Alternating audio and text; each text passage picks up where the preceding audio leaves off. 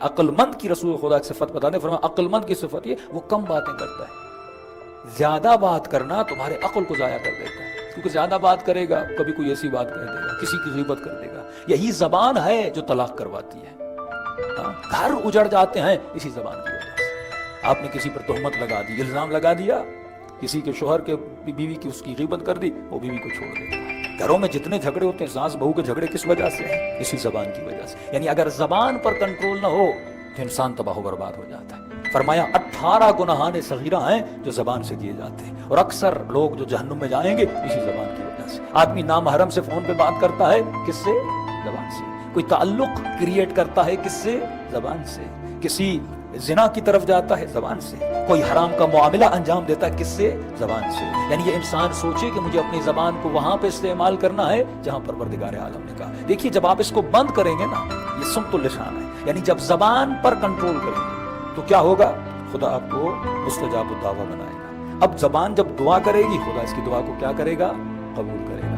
پہلے سد الباب کرنا پڑتا ہے، یعنی جب زبان پر کنٹرول کیا. ایک تو جب منہ میں خون ہو اور آپ نے کلی کی، یہ زبان پاک ہو جائے گی. یہ طہارت ظاہری ہے. طہارت باطنی یہ ہے کہ زبان سے غیبت نہ ہو، اس زبان سے تہمت نہ ہو.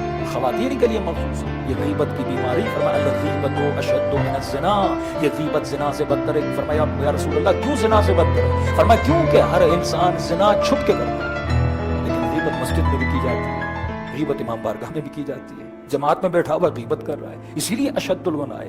زنا ایک انفرادی گناہ ہے، لیکن غیبت ایک اجتماعی گناہ ہے. تم ایک انسان کی شخصیت کو خراب کر دیتے ہو، اس کا عیب تمہیں پتا چلتا ہے، جگہ جگہ اس کا عیب بتاتے ہو، لہٰذا تمہیں پتا تھا وہ برا ہے لیکن تم سب کے سامنے اس کو برا کر دیتے ہو. جب خدا نے تمہاری برائیاں کسی کو نہیں بتائیں، تو کسی اور کی برائیاں کسی کو کیوں بتاتا ہے؟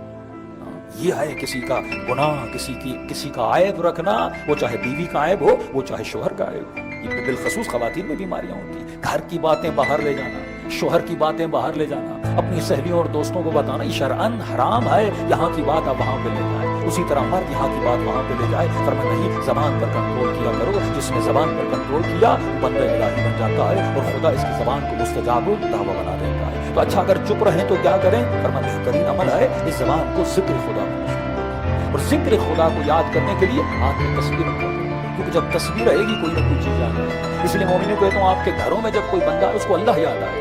یہ بچہ جب گھر میں آتا ہے، گھر میں کوئی ایسی چیز لگاؤ، کوئی ذکر لگاؤ، کوئی ایسی تصویر لگاؤ، کوئی رسول خدا کا فرمان لگاؤ کہ اٹھتے بیٹھتے آپ کو یاد آئے. اب گھر کی دیواروں پہ لکھ دو غیبت کرنا منع ہے، لہذا جو خاتون آئے گی پڑھے گی کل غیبت اشد من الزنا. امام نے فرمایا جو غیبت کرتا ہے وہ گویا مردہ بھائی کا گوشت کھاتا ہے.